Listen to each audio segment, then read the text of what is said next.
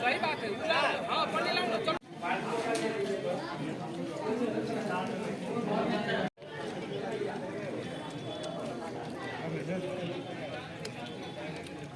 कोई दिक्कत नहीं यार,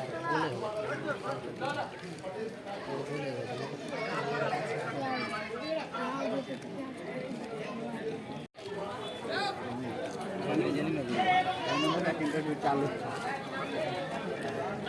क्या कहना चाहेंगे इस दावते इफ्तार का आयोजन गंगा जमुना तहजीब का उदाहरण है और हम लोग भारतीय संविधान में विश्वास करते हैं और कुछ लोग भारत के इतिहास को कलंकित करना चाहते हैं। खासकर मिथिलांचल के कुछ लोग मिथिलांचल के नाम को कलंकित करने का काम किया। आज मीडिया के माध्यम से वो देख ले कि हम कितने मजबूत हैं हिंदू और मुसलमान भाई। कल होली भी बीता, आज रमज़ान का आज 27वां रोज़ा चल रहा है।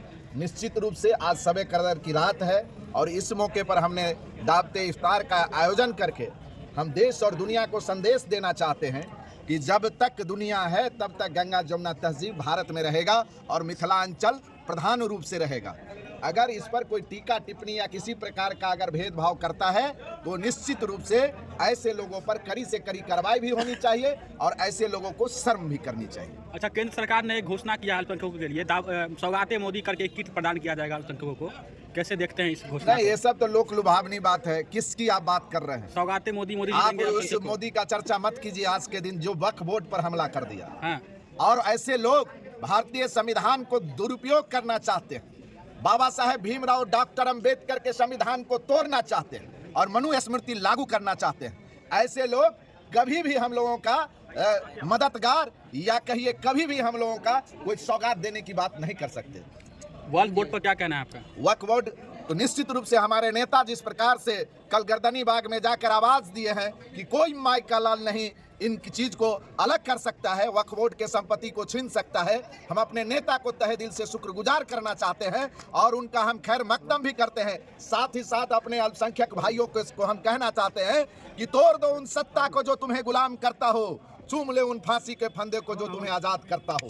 निश्चित रूप से हिंदुस्तान जब तक है कोई माई का लाल वक्फ बोर्ड की ओर नजर नहीं दे सकता है। विधानसभा चुनाव को लेकर क्या तैयारियां हैं आपकी? नहीं, वो तो हमारे नेता कहे हैं कि माई बहन योजना और जितनी भी योजना है जो उस सब को हम लोग गांव-गांव ले जा रहे हैं और उन तमाम योजनाओं पर आप जब क्षेत्र में जाएंगे, गांव देहात में जाएंगे तो लगेगा कि इस बार एक ऐसी लहर है कि निश्चित रूप से मिथिलांचल का पूर्ण हवा इस बार बिहार में तेजस्वी जी के सरकार को बनने से कोई नहीं रोक सकता है। आप तमाम मीडिया के साथियों से हम कहना चाहते हैं कि आप आज के दिन इस बात को आप नोट कर लीजिए, रिकॉर्ड कर लीजिए कि मिथिलांचल में किसी भी दूसरे गठबंधन का कोई खाता नहीं खुलने जा रहा है। सिर्फ राष्ट्रीय जनता दल और उसके गठबंधन पूरे मिथिलांचल में। आज तक आपने सुना होगा कि एक धारा और एक हवा बह रहा है, लेकिन इस बार मिथिलांचल में राष्ट्रीय जनता दल और उनके गठबंधन का एक सुनामी आ रहा है जो 2025 में आपको देखने को मिलेगा। आप गांव देहात में चले जाइए, किसी का कोई नाम नहीं लेने वाला है।